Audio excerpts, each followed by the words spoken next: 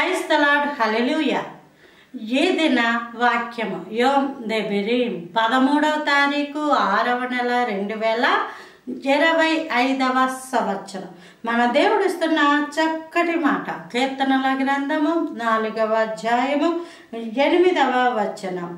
యెహోవా నెమ్మదితో పండుకొని నిద్రపోవుదును, నేను ఒంటరిగా నుండినను, నీవే నన్ను సురక్షితముగా నివసింపజేయుదువు.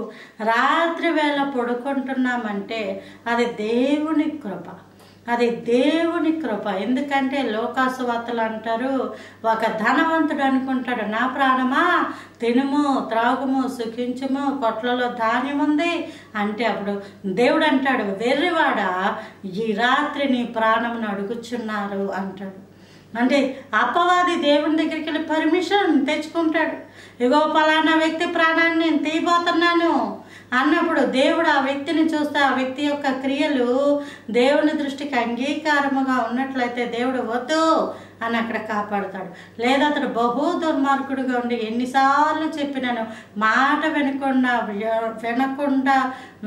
ఉన్న వ్యక్తి అయితే ఎన్నిసార్లు చెప్పినాను మాట వినని వానికి గద్దింపుడుకు లోపడిని వాడు హఠాత్తుగా మరణమవుతాడు అన్న లేఖన ప్రకారము ఆత్మ సాతాను యొక్క చేతుల్లోకి వెళ్ళిపోతుంది.